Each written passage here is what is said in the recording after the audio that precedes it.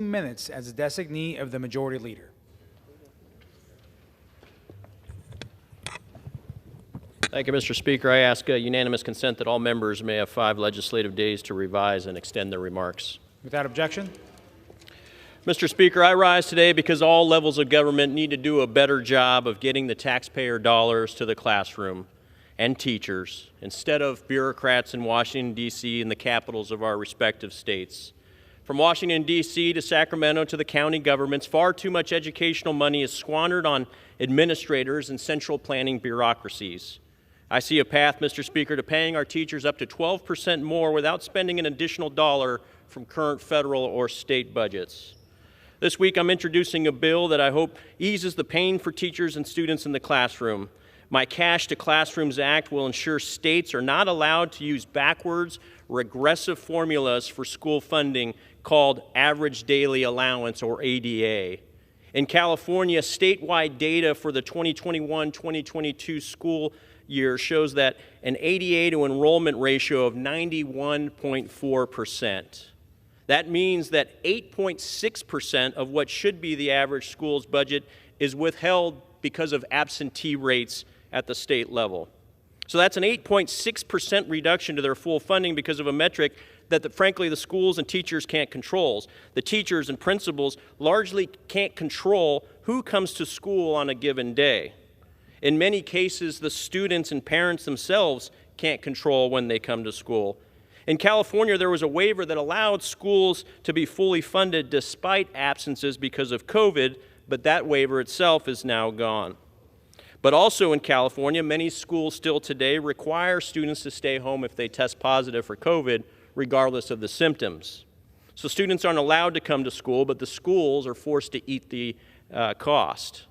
Now, I've heard from parents in Lancaster, California, and Palmdale, California, in my district, that they actually won't let their kids walk to school on certain days because they would have to walk there alone, and the neighborhoods aren't safe enough for them to do so, and there's not enough busing options for them. So on the days when the parents are unable to drive the kids to school, they keep them home.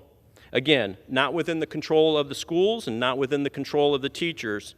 So we can't blame the parents or the teachers or the students for any of this. There's a policy failure in Sacramento, and part of this is making sure that we keep our communities safe and we give our communities busing options. But again, the schools pay the price when kids don't show up for school. In reality, this average daily attendance policy is actually very regressive. It's particularly regressive for disadvantaged groups. It hurts the underfunded districts, the poor neighborhoods, the schools with higher percentage of minorities the most. These are the schools that need the funding the most, the schools that have the highest ratios of students to teachers, the schools that have the toughest challenges with recruiting and retaining teachers in the classroom. These are especially the districts that can't afford to pay for buses and additional costs to adequately provide for special ed children.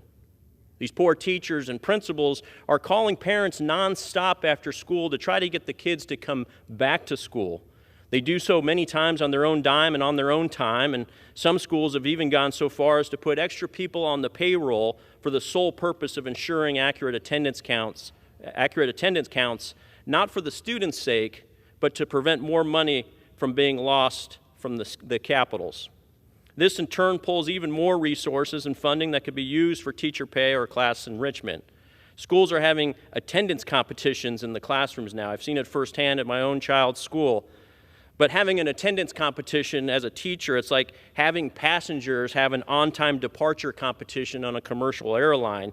You can root for an on-time departure as a passenger, but in reality, you have no say whether the flight takes off on time. Teachers and principals can root for higher attendance rates, but the reality is they can't really control it, yet they pay for it when there are absences. So if you want better quality teachers and more of them, you don't defund the school budgets because of attendance. This is actually an evil practice. Only 7 states, including my state of California, unfortunately, utilize this average daily attendance or ADA method.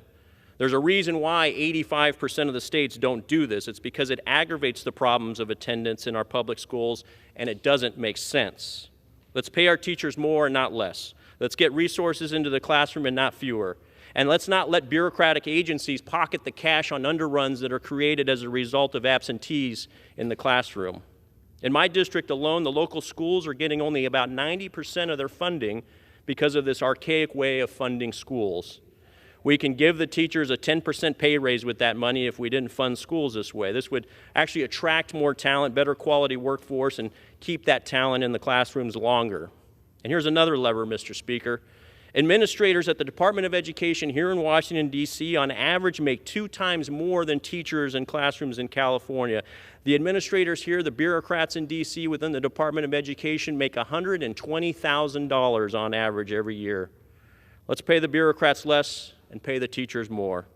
Mr. Speaker, I'm committed to ensuring money is spent at the lowest levels of government. A dollar spent from the federal government behaves like 15 cents by the time it gets to the classroom. So let's download the funds to the local districts, get it out of the state bureaucrats, the D.C. bureaucrats, and let's ensure the states fully fund their schools despite attendance rates.